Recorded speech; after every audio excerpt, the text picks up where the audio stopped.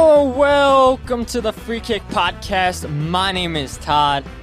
Well, last game was a complete blowout, and hopefully today, the game could be a little bit closer than what last game was, but, we're all having fun and everything, testing our union knowledge, and like I tell everybody before we start recording these, I'm like, yeah, if I was participating in this show with everybody else, I would absolutely get destroyed because, I didn't become a fan since 2017, and then everything from 2017 to what it is now, I'd be good. Anything prior to that, trash. But we got two new people.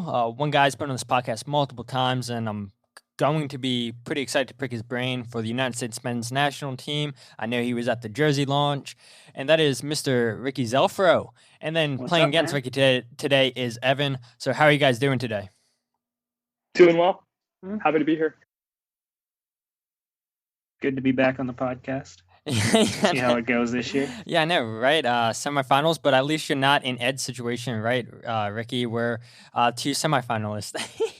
I heard about that. He we get like every few weeks we play some PlayStation with each other, and he was like talking about it. He was like, "Oh, it was really rough," and I'm just like sitting there the whole time, just kind of internally laughing, hoping that I didn't have the same situation happen. Absolutely. You guys still playing? I forget because I think. I don't know. Yeah, I think you guys did play against each other one time on the podcast. I think we were talking about video games. I forget what we were talking about before. Are you playing FIFA with him at all, or? We play a little bit of FIFA. We're both playing FIFA. We just don't really play against each other. It's not really competitive for him, honestly, because I just kind of destroy him. Ooh, shots fired. But yeah, I think we played each other in the third place game, and he beat me by like a point. I think it was the third place game last year. That sounds about right to me. It sounds about right as well. But Evan, since this is your first time ever on the podcast, anytime I have somebody brand new coming onto the show, I always just want to get their background, how they became a fan of the Union. So I'll ask you that. How'd you get into the team? I know you told me prior to us recording, but for everybody listening, why don't you go ahead and tell them? Yeah, I was a younger kid, 6, 7 years old at the time. Dad came home with some tickets, said worth a shot. And since I've been countless times and just got hooked right away. Yeah, absolutely. I mean, like I told you prior to this, I've heard similar stories. I know you said, I have a bunch of friends that have similar stories too. I mean, I feel like if it's not older people or people that are in college, then a lot of people just got brought along to the stadium with their parents, and Definitely. That's how they became a fan of the team, and now everybody's where they're at. So we'd love to see it.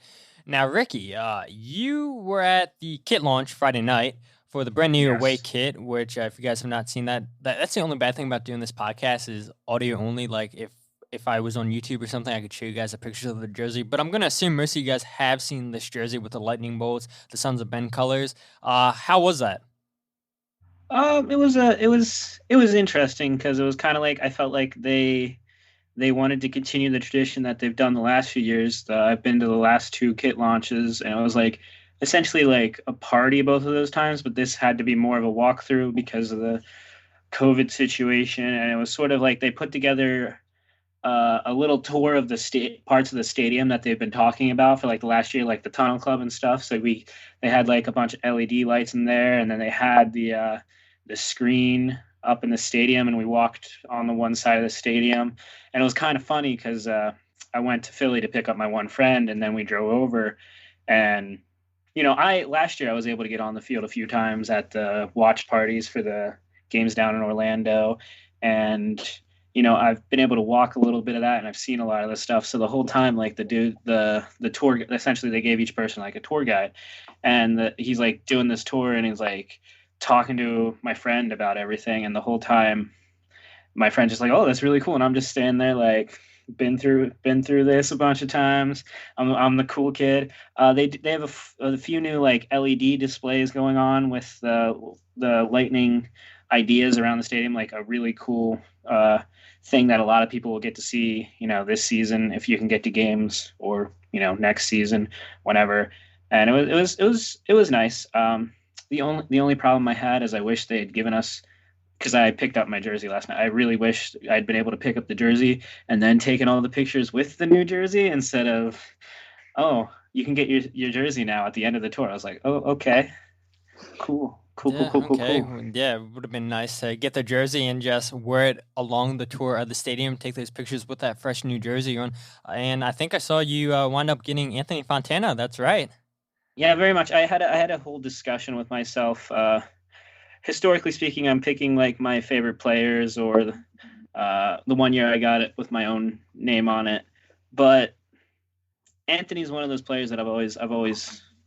It seems like every event they do that I go to, he's one of the players that gets stuck going along. So I was like, with Mark and Brendan both leaving for Europe this offseason, I was like, I feel like if anybody's gonna have because last year it was pretty much his breakout year, but like he has a great chance to be the starter at the 10. It doesn't really seem like we're gonna pick up a lot of players, and which is not necessarily a bad thing, because honestly, looking at the two players that we sold, they're both in positions that we could internally replace, and that's a really good thing. So I'm perfectly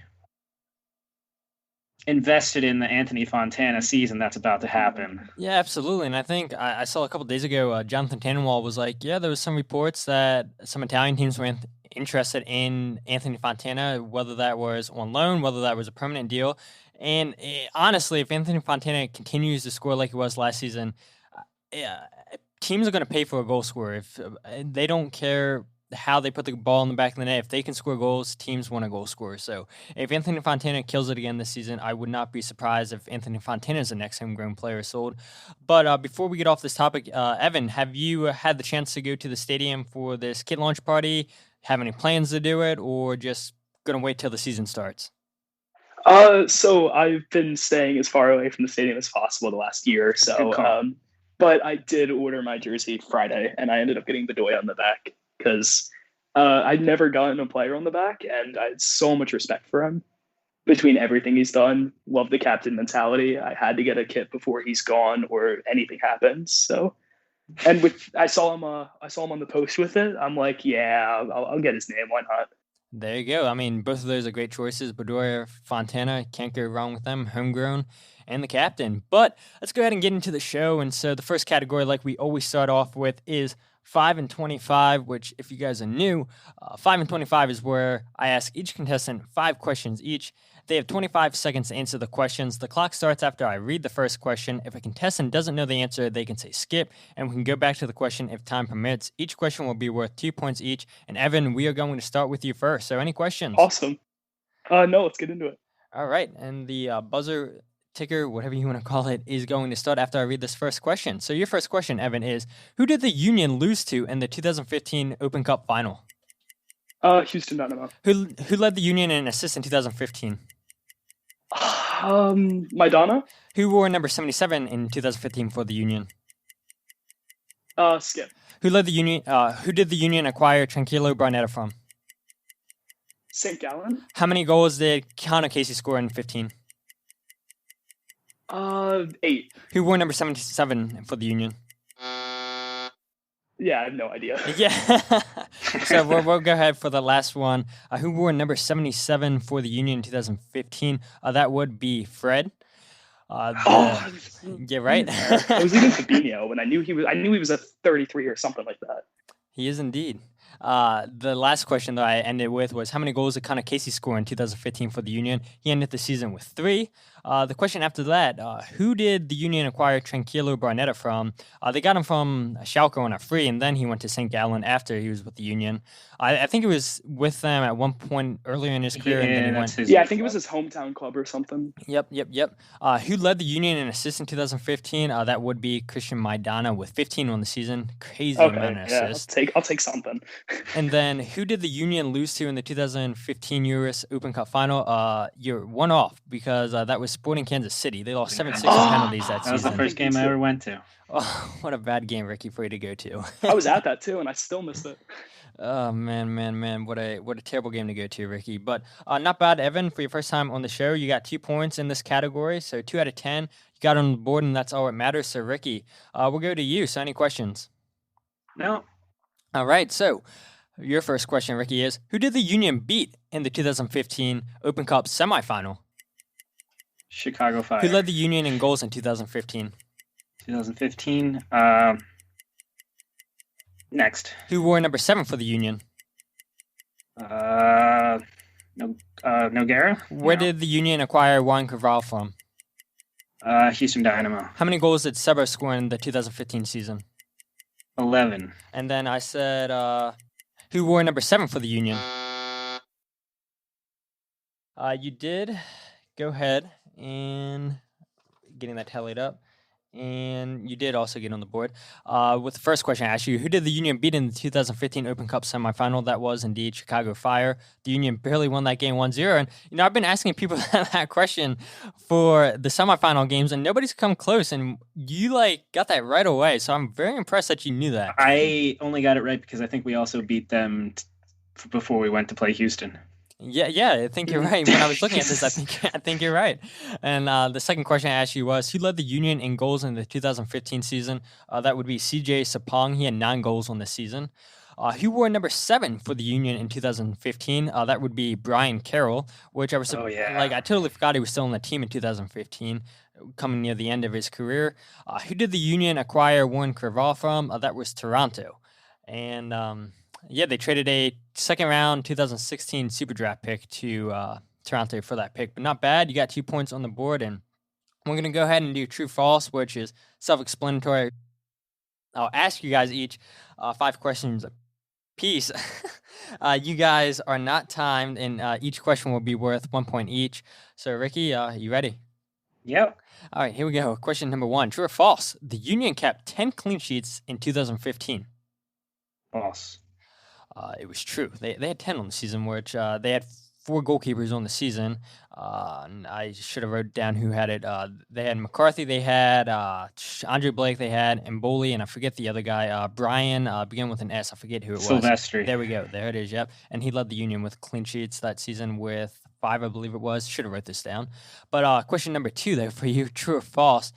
Seba, CJ Sapong, and Noguera had more assists together than Christian Maidana.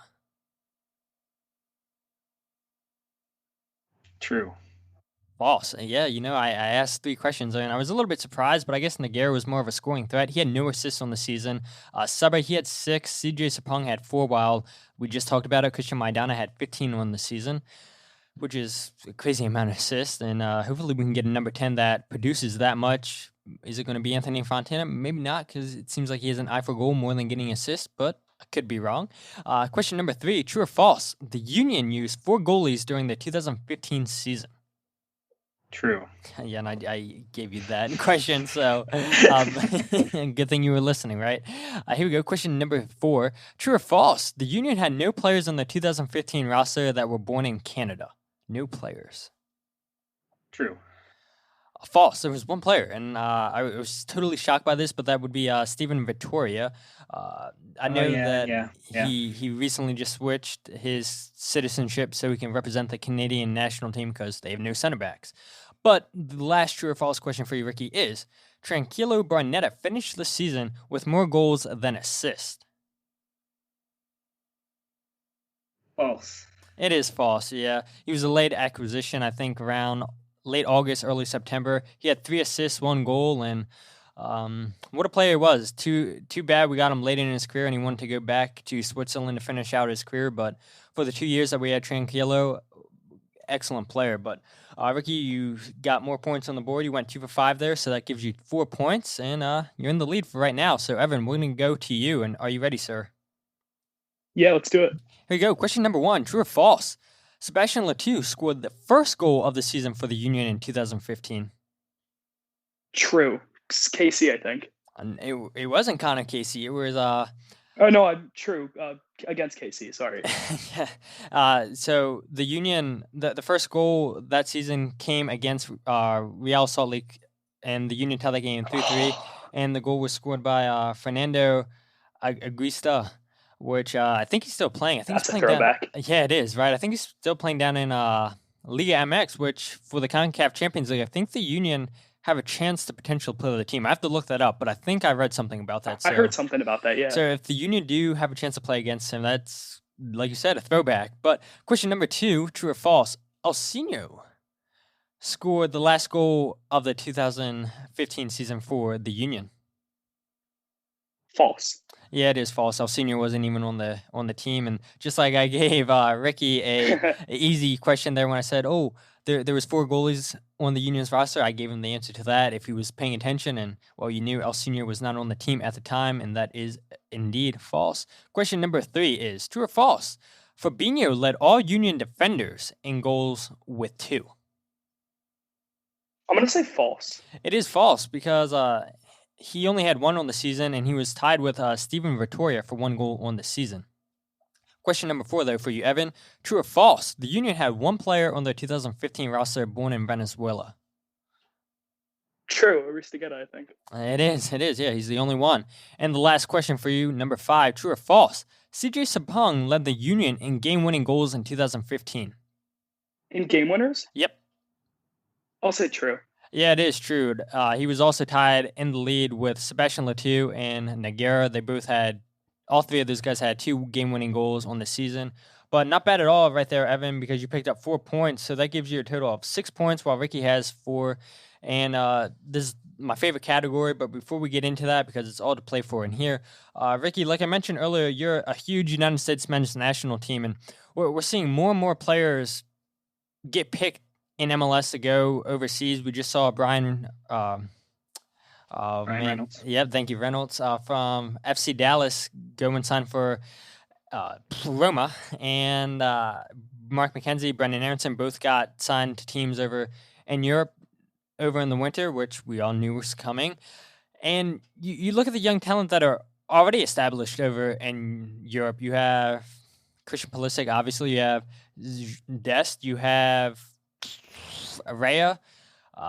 Chris Richards, I think, got the start today for Hoffenheim. So, I mean, you're seeing a good amount of United States players start and make impacts for their team. So, just like I said, you're a big United States fan. Are you happy to see young talent, 1, leave MLS to go to these big European clubs, and 2, are you just happy seeing what these American players are doing for the clubs over in Europe? I think it's always a good thing. I think specifically for us right now, it's a little bit difficult to have that young bird leave the nest with McKenzie and Aronson both leaving at the same time. And I think the conversation with some of the, we've just signed 5 more homegrowns, and with I believe Quinn Sullivan, the conversation was he had offers, and it was we're gonna make the offer. And last year with DeVries. They basically were, they're gonna leave if you don't put in the offer. And while we've done such a great job with our academy, because you even look further back and you look at players like Zach Steffen is from the area. Even other players like Pulisic played 2 games for academy teams, historically speaking. And so so many people that you talk to are yeah, it's really nice that they're going over there where we're selling these players. It'll continue to produce players.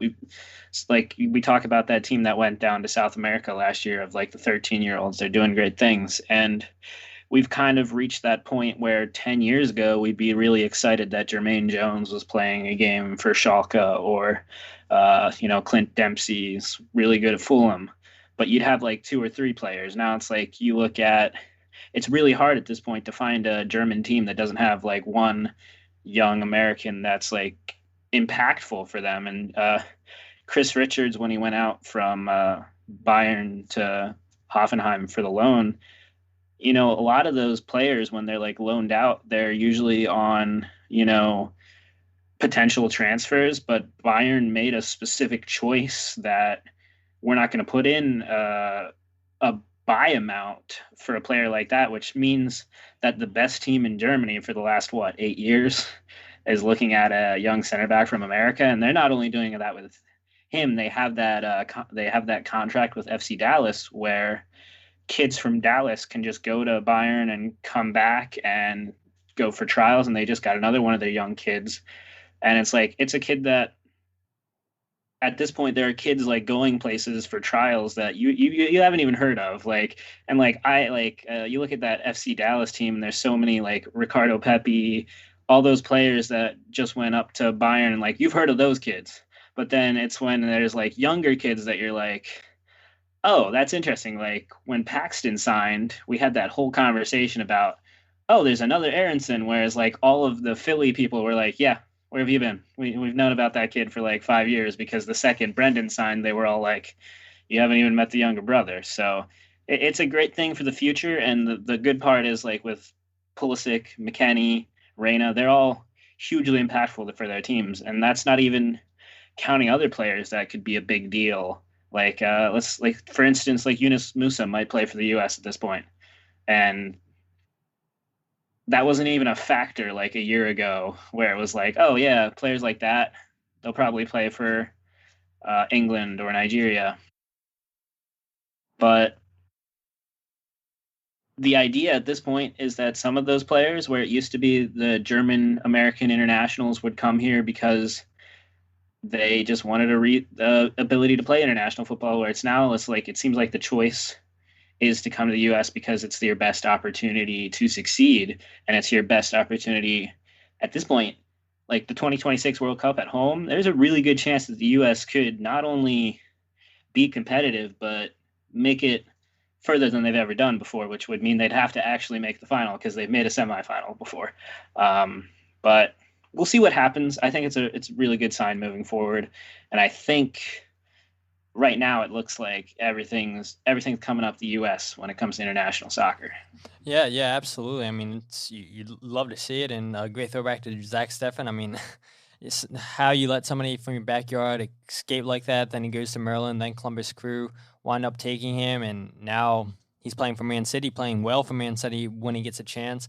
But, I mean, it's not just him. It's not like, 5 years ago where old Landon Donovan, Clint Dempsey, like you said, we'd be happy seeing these guys. Now we're seeing all these young players go to Barcelona, Bayern Munich. We're seeing them go, like you said, everywhere in Germany, it seems like, and Juventus, Roma, and players, the players are developing well, and clubs are looking, okay, look, the US, it's not just, oh, this guy's DeAndre Yedlin where all he has is pace. Now, these guys have good technical ability, and it's only going to keep continuing, especially with the Union just keep handing out contracts to young players and FC Dallas doing their thing. That's just going to have the league, MLS, be like, okay, look at FC Dallas, look at Philadelphia Union. We need to establish something like they're doing, which takes a while. We know that, but it's only going to help the league.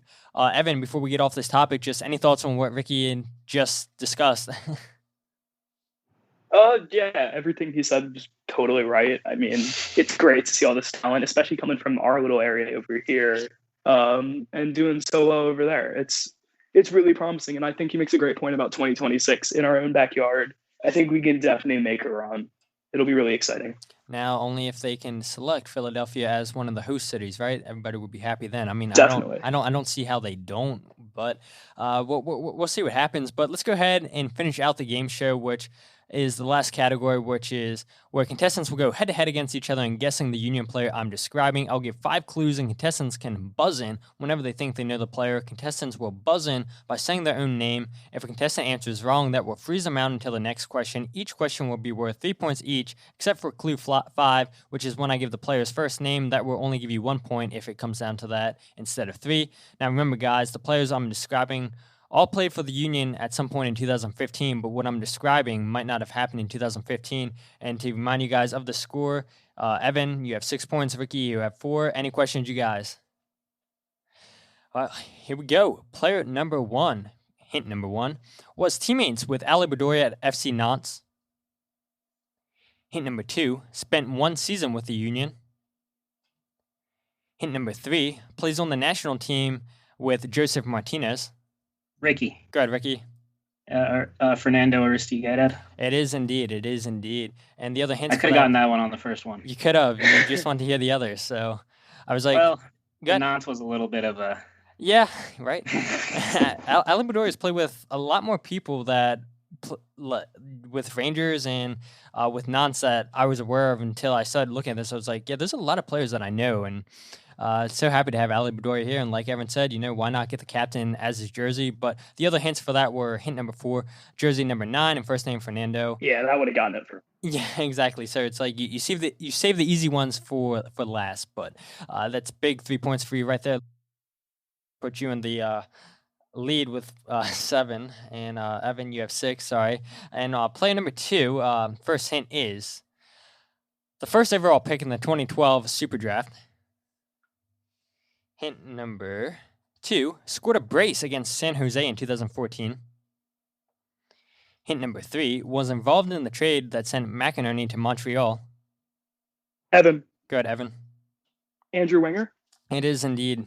Hint number 4 for that was missed a penalty against Sporting Kansas City in the 15 Open Cup final loss. Talking a lot about that Open final loss. And, yeah, we are. not a good episode, right? Just bring back all these bad memories. And obviously, first name Andrew Wenger is the player, so that's 3 points for you right there, Evan. And we're going on to player number 3. Hint number 1. Registered an assist on his debut in 2013 against Chivas, USA. Hint number 2, number 7 all-time on minutes played for the Union. Hint number 3, signed from Sydney FC. Ricky. Go ahead, Ricky. Fabinho. It is indeed Fabinho. Oh, I was leaning there. And the next hint for that, you mentioned this earlier too, Evan, jersey number 33. And hint number 5, first name Fabio. Fabinho is indeed the player. And man, this is what I love about this category, because people always go back to back, and it's always intense. But don't worry, Evan, you still have plenty of chances. 2 more players left to try to get on the board here and overtake that lead from Ricky. But here we go. Player number 4, hint number 1, 4th youngest player ever to sign an MLS contract. Hint number 2, his first goal came against Columbus Crew in 2014. Hint number 3, was loaned to 1899 Hoffenheim. Ricky. Go ahead, Ricky. Zach Pfeffer. It is indeed Zach Pfeffer. Hint number 4 for that was Union's first ever homegrown signing. Hint number 5, first name Zach. Zach Pfeffer is the player. Yeah, I could have gotten that one on the first one too. Oh man, just knowing everything here, right, Ricky? Like, okay, let's hear some more hints, or let's see what Evan knows. But here we go, guys. It comes down to this final question, and I'm looking over quick math right here. Ricky, you do have it up. You do indeed have it up. So it doesn't matter what happens here. We'll just still give out the player. So hint number 1 is currently plays in Turkey. Hint number 2, first goal came against Columbus Crew in 2015. Evan. Go ahead, Evan. Eric Ayuk. It is indeed Eric Ayuk. And you were fast to that. And when I was trying to come up with hints. Turkey. Okay, so yeah, and it was crazy too when I looked this up. He's still only 23 years old, which is so crazy. I feel like he's right now. Yeah, wow. 23. Jeez, man. He's been around the league for a while. It seems like. I think when the Union signed him, he was 18, and he was going out on loan every other year. It seemed like, and when I saw he was 23, I was like, no way. So it is indeed Eric Ayuk, and the other hints for that was. I hope the flips were for you. Yeah. The other hints for that was played as a winger or wide midfielder. Hint number 4 was jersey number 14, then number 30 for the Union, and first name Eric. Eric Ayuk is the player. But Ricky, like we just said, that one didn't really matter because you come away with a victory with 13 points. And Evan, you came away with 12 points, which is not bad for your first time in this competition. And you made it very, very interesting. Do better. But congratulations, like I just said, to you, Ricky, and you got to feel happy with yourself to win another game and get one step closer to the final. This in Ed's face. Yeah, there you go. And I'm sure Ed's going to be listening to this like, oh, I hate you. I hate you so much, Ricky. But Evan, thank you so much for reaching out and saying, hey, look, I have no clue what this competition is about, but I might as well just give it a go. Yeah. And so I really appreciate you just coming out and saying, yeah, I'll come on the podcast. And like I said, not bad at all. 12 points. And especially when I give a specific year and everything, like especially the older years, it is pretty tough to try to think of what happened in 2015, what happened in 2014, and so on. But not bad at all. But Ricky, you show why you went far in the competition last season. So congratulations again, Ricky. But Evan, can you tell everybody where to find you on social media? Yeah, I'm on Twitter. If you search my name, it'll come up. I can't remember my handle at the moment. And then Sons of Men Discord is probably the best way to reach me. There you go. And like I say, every episode, I'll leave these guys' social media handles in the show notes so you guys can go ahead and give them a follow. And Ricky, where can people find you? It's at Ricky Rondo on Twitter and at Ricky_Rondo on Instagram are the best ways to find me. Mostly Union stuff at this point. Yeah, and like I always say when Ricky's on here, if you like roller coasters, you just got to go ahead and look at pictures. Thing, yeah. So But thank you guys so much for both coming onto the podcast. And for you guys listening, if you're still not following the podcast on social media, follow on Twitter, Instagram, and Facebook at Free Kick Pod. Check out the website, thefreekickpodcast.com. Wherever you get your podcasts, The Free Kick, Todd Lewis. And guys, we only have 4 more games of the round of 16 until we find out who's playing in the round of 8. And I've got to imagine Ricky, for a lot of you guys, is going to be one of the favorites. But, there's still a lot of good people left in this competition, a lot of good people that haven't played yet. So we will see what happens. But until then, my name is Todd, and this is the Free Kick Podcast.